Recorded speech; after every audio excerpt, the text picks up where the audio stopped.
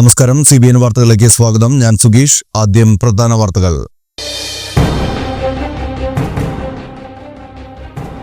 നായരങ്ങാടി വള്ളത്തോൾ സ്മാരക വായനശാല ഒരു രാജ്യം ഒരു തെരഞ്ഞെടുപ്പ് ഇന്ത്യക്ക് അഭികാമ്യമോ എന്ന വിഷയത്തിൽ ജനകീയ സംവാദ സദസ്സ് ഒരുക്കി.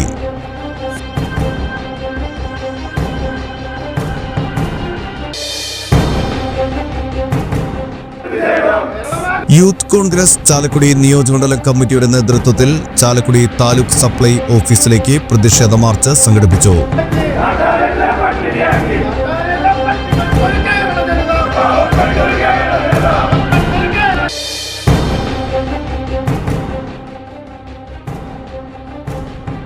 സംസ്ഥാനത്ത് ചൂടിന് ആശ്വാസമായി വ്യാഴാഴ്ചയോടെ മഴ സജീവമാകുമെന്ന് കാലാവസ്ഥാ വകുപ്പ്.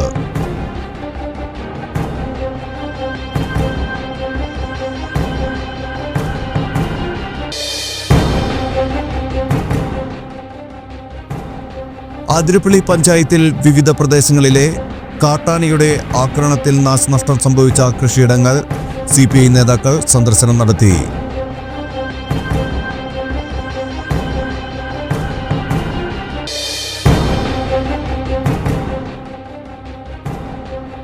ഓരോ ചുവടിലും ആനന്ദം എന്ന മുദ്രാവാക്യവുമായി മൂക്കന്നൂർ വികസന സമിതിയുടെ ആഭിമുഖ്യത്തിൽ മാരത്തൺ സംഘടിപ്പിച്ചു.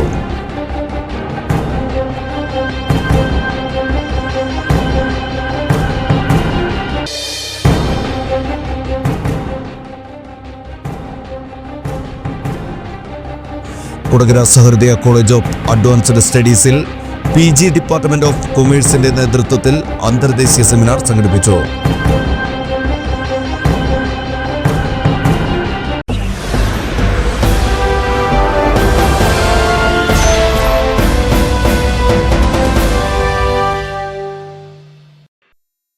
വാർത്തകൾ വിശദമായി. നായരങ്ങാടി വള്ളത്തോൾ സ്മാരക വായനശാല ഒരു രാജ്യം ഒരു തെരഞ്ഞെടുപ്പ് ഇന്ത്യക്ക് അഭികാമ്യമോ എന്ന വിഷയത്തിൽ ജനകീയ സംവാദ സദസ്സ് ഒരുക്കി.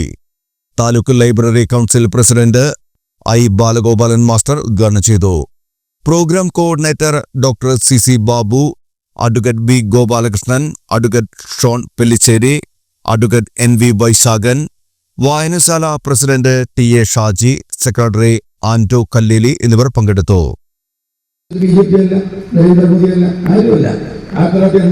ഇലക്ഷൻ കമ്മീഷൻ മുന്നോട്ട് വെച്ച ഒരു ഡിസിഷൻ തീരുമാനമായിരുന്നു ഇത്. അന്നത്തെ ഗവൺമെന്റിനോട് പറഞ്ഞു ഇത് ഇന്ത്യയിൽ നടത്തണം. 1999 ലോ കമ്മീഷൻ ഓഫ് ഇന്ത്യ ഈ കാര്യം മുന്നോട്ട് വെച്ചിരുന്നു. 2014 2018 ലോ കമ്മീഷൻ വീണ്ടും പറഞ്ഞു. 2022 ലോ കമ്മീഷൻ വീണ്ടും പറഞ്ഞു. 2014 ഭാരതീയ ജനതാ പാർട്ടി, ഞങ്ങളതിന് കുറച്ചുകൂടി നല്ലൊരു ലോജിക്കലായിട്ടുള്ള എക്സാമ്പിൾ പറഞ്ഞാൽ ഇന്ത്യ ദാറ്റ് ഈസ് ഭാരത്. കോൺസ്റ്റിറ്റ്യൂഷന്റെ ആദ്യത്തെ വരികയാണ് India that is Bharat of union of the state. അല്ലെങ്കിൽ ഇന്ത്യ ദാറ്റ് ഈസ് ഭാരത് എന്ന സങ്കല്പം പേർന്നു വരാനുള്ള ഭാരതീയ ജനതാ പാർട്ടി. നിങ്ങൾക്ക് ഇന്ത്യ എന്ന കൺസെപ്റ്റാണ്, ഭാരതം എന്ന കൺസെപ്റ്റാണ്. ഒരു രാജ്യം, ആ രാജ്യം എന്നുള്ള വാക്ക് തെറ്റാണെങ്കിൽ പോലും ഞാൻ പറയുകയാണ്, വൺ നാഷൻ, ഒരു രാഷ്ട്രം. ആ ഒരു രാഷ്ട്രത്തിന് വേണ്ടി ഒരു ശ്രമം നടത്തുന്ന പാർട്ടി എന്ന നിലയിൽ 2014 തെരഞ്ഞെടുപ്പിൽ ഞങ്ങൾ ഈ ലോകത്തെ, ഈ ഇന്ത്യയിലെ ബഹുഭൂരിപക്ഷം ജനങ്ങളുടെ മുമ്പിൽ ഞങ്ങൾ ഇത് മുന്നോട്ട് വെച്ചു. One nation one election. ഗോപാലകൃഷ്ണേട്ടൻ 30 മിനിറ്റ് കിട്ടിയപ്പോൾ ആ 30 മിനിറ്റിലെ 25 മിനിറ്റും ഇന്ത്യയുടെ പൈതൃകത്തെ കുറിച്ച് സംസാരിക്കാനാണ് ചെലവഴിച്ചത്. 5 മിനിറ്റാണ് അദ്ദേഹം കാര്യം പറഞ്ഞത്. എന്താ കാര്യം പറഞ്ഞത്? അദ്ദേഹം പറഞ്ഞു വലിയ സാമ്പത്തിക ചെലവാണ്. കേൾക്കുമ്പോൾ ചെറിയ ഇക്ലിയല്ലേ, ഈ ആയിരക്കണക്കിന് കോടി രൂപ ചെലവഴിച്ച് ഇങ്ങനെ ഇലക്ഷൻ നടത്തേണ്ട വല്ല കാര്യമുണ്ടോ? ഗ്രാമങ്ങളിൽ ആരോടും ചോദിച്ചാൽ നിങ്ങൾക്ക് കാര്യങ്ങൾ നടക്കാത്ത എന്തുകൊണ്ടാ? ഈ തെരഞ്ഞെടുപ്പ് നടത്തല്ലേ? പാർലമെന്റിലേക്ക് തെരഞ്ഞെടുപ്പ് നടത്തുന്നു, നിയമസഭയിലേക്ക് തെരഞ്ഞെടുപ്പ് നടത്തുന്നു, പഞ്ചായത്ത് തെരഞ്ഞെടുപ്പ് നടത്തുന്നു, സഹകരണ ബാങ്ക് തെരഞ്ഞെടുപ്പ് നടത്തുന്നു. എന്തിനാ ഇങ്ങനെ തെരഞ്ഞെടുപ്പ്? ഈ തെരഞ്ഞെടുപ്പ് നടത്തുമ്പോൾ നിങ്ങൾക്ക് കിട്ടേണ്ട പണം ഈ ഗവൺമെന്റ് ഈ തെരഞ്ഞെടുപ്പിന് വേണ്ടി ഉപയോഗിക്കുകയാണ്. അതുകൊണ്ട് എന്ത് കിട്ടുന്നില്ല? നിങ്ങൾക്ക് ന്യായമായ പെൻഷൻ കിട്ടുന്നില്ല, കുടിവെള്ള പദ്ധതി കിട്ടുന്നില്ല എന്നല്ലേ തെറ്റുകാരന? കേൾക്കുമ്പോ സുഖമാണ്. എന്താ സുഖം? ഇക്കിളിപ്പെടുത്തും നമ്മൾ. ആ ഇക്കിളിപ്പെടുത്തലാണ് ഇപ്പൊ ചെയ്യുന്നത്. ആളുകൾ ഇക്കിളിപ്പെടുത്തി ഭരണകൂടങ്ങൾ ഇത്തരത്തിലേക്ക് പോവുകയാണ്. ഇപ്പൊ ചെലവിനെ കുറിച്ച് ആശങ്ക. നേരത്തെ വൈശാഖം പറഞ്ഞ ഞാൻ കൂടുതൽ കാര്യങ്ങൾ പറയുന്നില്ല. 9 വർഷം കൊണ്ട് 9 നിയമസഭകളെ ഇല്ലാതാക്കിയ ഒരു പാർട്ടിയാണ് നരേന്ദ്രമോദിയുടെ പാർട്ടി. ആലോചിച്ച്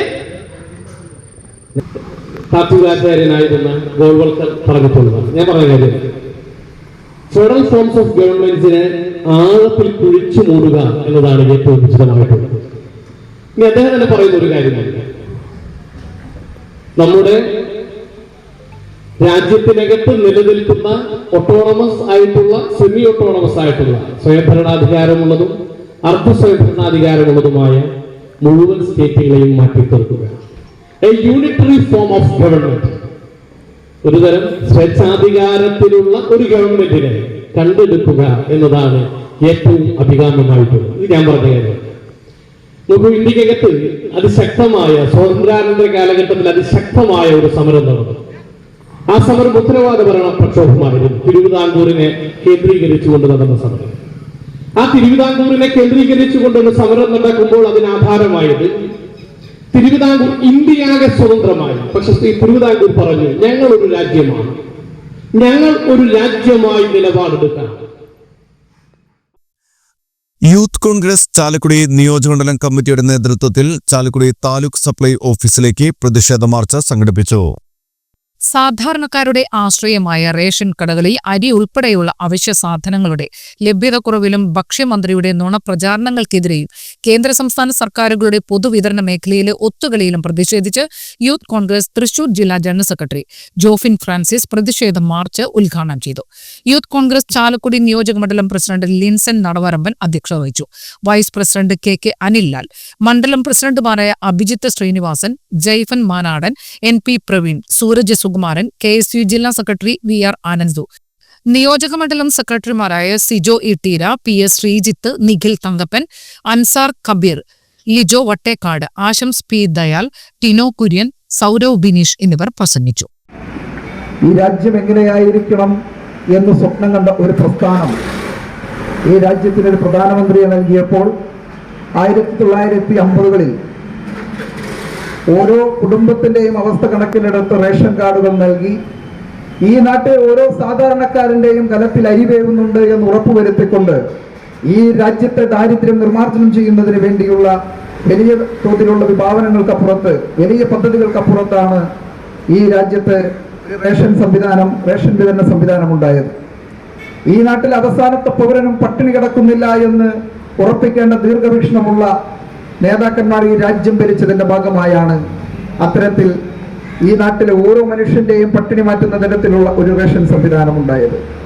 ഇന്ന് PR വർക്കുകളുടെയും ഈ അരി കൊടുക്കുന്നത് ഞങ്ങളാണ് എന്ന് ബോധ്യപ്പെടുത്തുന്നതിന് വേണ്ടിയുള്ള മത്സരങ്ങൾക്കിടയിൽ, കേന്ദ്ര സർക്കാരിന്റെയും കേരള സർക്കാരിന്റെയും ഒക്കെ മത്സരങ്ങൾക്കിടയിൽ സാധാരണക്കാർ പട്ടിണി കിടക്കുന്ന ഒരു സാഹചര്യം വരുമ്പോൾ ഈ നാടിന് കാവലായി നിന്നൊരു പ്രസ്ഥാനത്തിന്റെ യുവജന സംഘടന എന്ന നിലയിൽ അതിനെതിരെ ശബ്ദമുയർത്തേണ്ടതുണ്ട് എന്നതുകൊണ്ടാണ് യൂത്ത് കോൺഗ്രസ് ഇന്ന് ചാലക്കുടിയിൽ ഇങ്ങനെ ഒരു പ്രതിഷേധ മാർച്ചുമായി ഇവിടെ എത്തിച്ചേർന്നിട്ടുള്ളത്.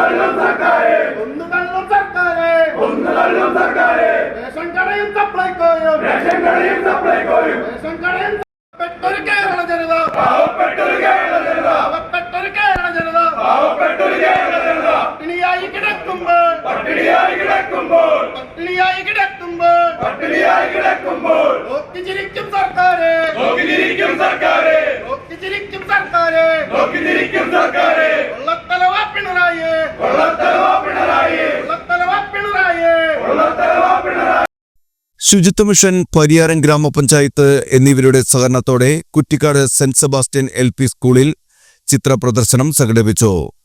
സ്വച്ഛതാ കി സേവ ക്യാമ്പയിന്റെ ഭാഗമായി വിവിധ സ്കൂളുകളിലെ വിദ്യാർത്ഥികൾ വരച്ച ചിത്രങ്ങളുടെ പ്രദർശനം ഫാദർ ക്ലിൻസ് മാളക്കാരൻ ഉദ്ഘാടനം ചെയ്തു. Father James Kochuparambil, Lijo Paul Parambath, പ്രധാനാധ്യാപിക Jessy Jose, PTA president TP Poly എന്നിവർ പ്രസംഗിച്ചു.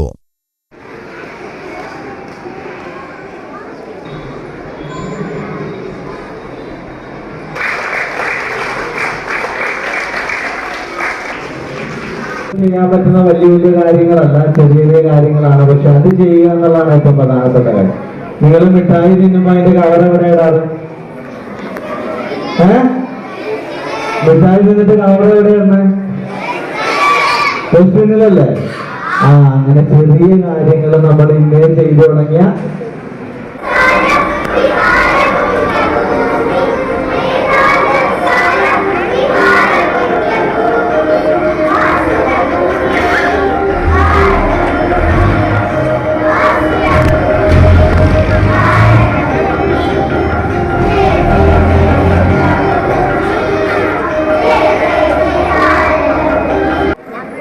അയ്യോ, ഞാൻ വിശ്വസിക്കില്ല.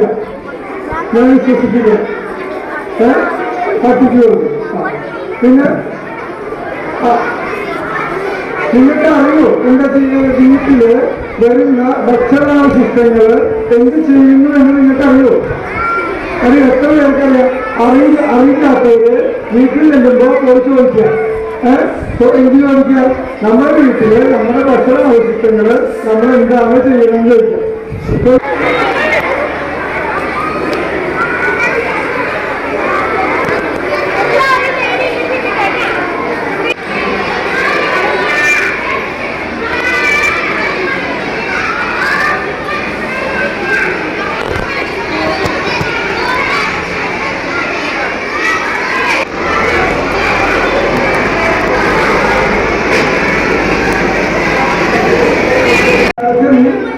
ഡോക്ടറെ കൊണ്ടുപോകുന്ന അവസാനം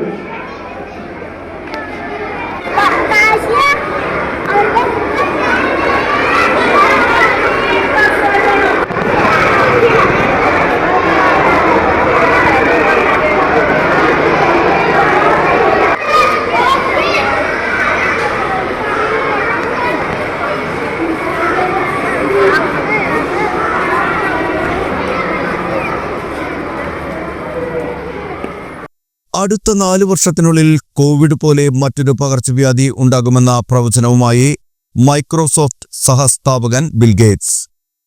മറ്റൊരു മഹാമാരി ഉണ്ടാകാനുള്ള സാധ്യത 10 മുതൽ 15% വരെയാണെന്നും അദ്ദേഹം മുന്നറിയിപ്പ് നൽകി. വാൾസ്ട്രീറ്റ് ജേർണലിന് നൽകിയ അഭിമുഖത്തിലാണ് ബിൽ ഗേറ്റ്സിന്റെ പ്രവചനം. അടുത്ത 4 വർഷത്തിനുള്ളിൽ ഒരു സ്വാഭാവിക പകർച്ചവ്യാധി ഉണ്ടാകാനുള്ള സാധ്യത 10നും 15% ഇടയിലാണ്. കഴിഞ്ഞ തവണത്തേക്കാൾ നമ്മൾ അതിനായി കൂടുതൽ തയ്യാറാണെന്ന് കരുതുന്നത് നന്നായിരിക്കും, പക്ഷേ ഇതുവരെ നമ്മൾ അങ്ങനെ ചെയ്തിട്ടില്ല, ബിൽ ഗേറ്റ്സ് പറഞ്ഞു.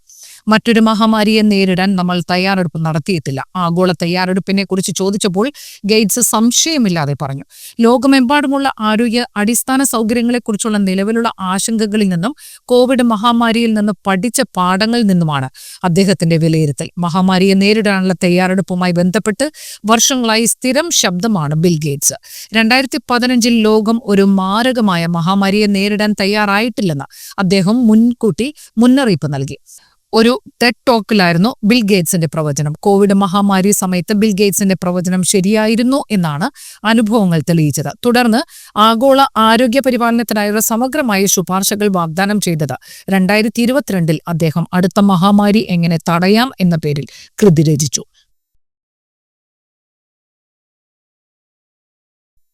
അതിരപ്പള്ളി പഞ്ചായത്തിൽ വിവിധ പ്രദേശങ്ങളിലെ കാട്ടാനയുടെ ആക്രമണത്തിൽ നാശനഷ്ടം സംഭവിച്ച കൃഷിയിടങ്ങളിൽ CPI നേതാക്കളുടെ നേതൃത്വത്തിൽ സന്ദർശനം നടത്തി.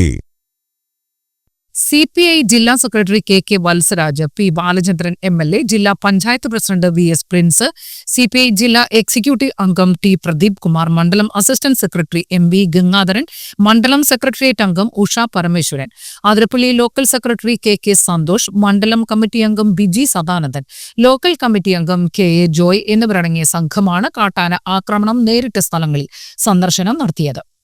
ആനമല കൂട്ടുകൃഷി സഹകരണ സംഘത്തിന്റെ കൃഷിത്തോട്ടം വെട്ടിക്കുഴിയിലെ ചെലമ്പട്ട മാധവൻ, വൈശ്ശേരിയിലെ ഞാറ്റുവെട്ടി തിലകൻ, ചിക്ലായി കണിയാമ്പറമ്പിൽ മാത്യു മകൻ ജോസഫ്, പുത്തമ്പുരയിൽ ജോയ് തുടങ്ങിയ വിവിധ കർഷകരുടെ നാശനഷ്ടം സംഭവിച്ച പ്രദേശങ്ങളിലാണ് CPI പ്രതിനിധി സംഘം സന്ദർശിച്ചത്. 400 വിയറ്റ്നാം ഏർലി വിഭാഗത്തിൽപ്പെട്ട പ്ലാവ്, 300ഓളം അടയ്ക്കാമരം, 59 തെങ്ങ്, 74 കശുമാവ്, 69 റബ്ബർ, 19 ഒട്ടുമാവ്, 36 റംബൂട്ടാൻ, 27 മാംഗോസ്റ്റിൻ, 21 ജാതി, നിരവധി വാഴകൾ, പച്ചക്കറികൾ, മറ്റ് നിരവധി പഴവർഗ്ഗങ്ങൾ എന്നിവയും ഇവയുടെ സംരക്ഷണത്തിനായി നിർമ്മിച്ച സൗരോർജ്ജ വേലിയുടെ ലക്ഷക്കണക്കിന് രൂപയുടെ നാശനഷ്ടമാണ് ഇവിടങ്ങളിൽ ഉണ്ടായിരിക്കുന്നത്. കഴിഞ്ഞ ദിവസം 12ഓളം കാട്ടാനകളാണ് വിവിധ പ്രദേശങ്ങളിൽ ഇറങ്ങി നാശനഷ്ടം ഉണ്ടാക്കിയത്. കഴിഞ്ഞ ഒരാഴ്ചയായി ആനയുടെ ശല്യം രൂക്ഷമായി തുടരുകയാണ്.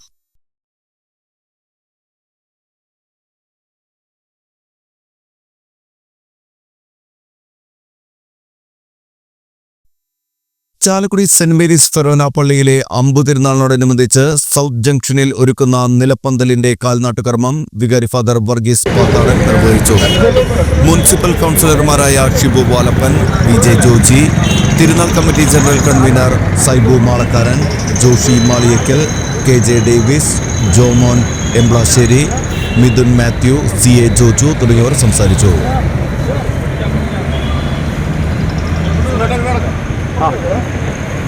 ഈ അമ്പതിരുന്നാൾ ഇവിടെയുള്ള എല്ലാവരും, അത് പ്രത്യേകിച്ച് ഒരു വിഭാഗമെന്നില്ല, എല്ലാ മതസ്ഥരും, എല്ലാ തൊഴിലാളികളും, എല്ലാ കുടുംബസ്ഥന്മാരും, കച്ചവടക്കാരും, ഇടവക്കാരും എല്ലാവരും ഒരുമിച്ച് ആഘോഷിക്കുന്ന ഒരു വലിയ ആഘോഷമാണ് ഈ അമ്പതിരുന്നാൾ. ഈ അമ്പതിരുന്നാൾ ആഘോഷത്തിൻ്റെ പള്ളിക്ക് പുറത്തുള്ള ആദ്യത്തെ ഫംഗ്ഷനാണ് ഈ കാൽനാട്ടൽ കർമ്മം. ഈ ഇവിടെയുള്ള ഈ പന്തൽ ഏറ്റവും മനോഹരമായി വലിയ വർണ്ണക്കാഴ്ചയാക്കിയിട്ട് ഇതിൽ പങ്കെടുക്കുന്ന എല്ലാവരെയും സെബസ്ത്യാനോസിൻ്റെ മധ്യസ്ഥം വഴി അനുഗ്രഹിക്കട്ടെ എന്ന് ആശംസിക്കുന്നു.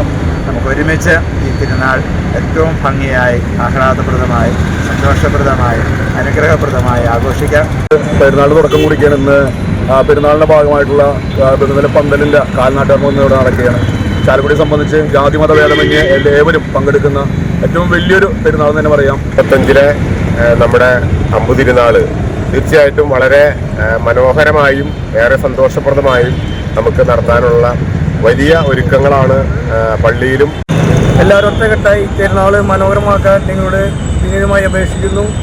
ഒറ്റ വാക്കിലെ ഇവിടെ കഴിഞ്ഞാൽ എല്ലാവർക്കും സ്വാഗതം പറഞ്ഞു. പെരുന്നാളിന് ഞങ്ങളുടെ എല്ലാ ആശംസകൾ എൻ്റെ അമ്പു കമ്മിറ്റിയുടെ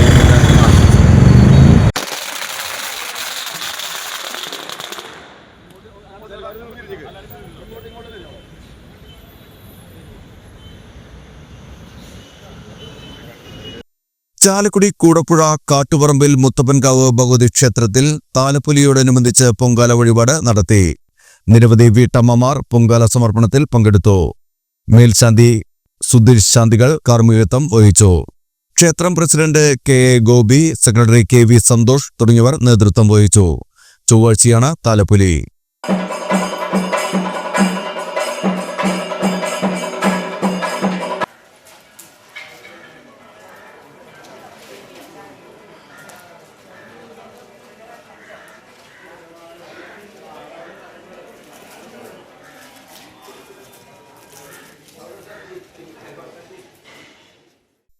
ഇനിയൊരു ഇടവേള.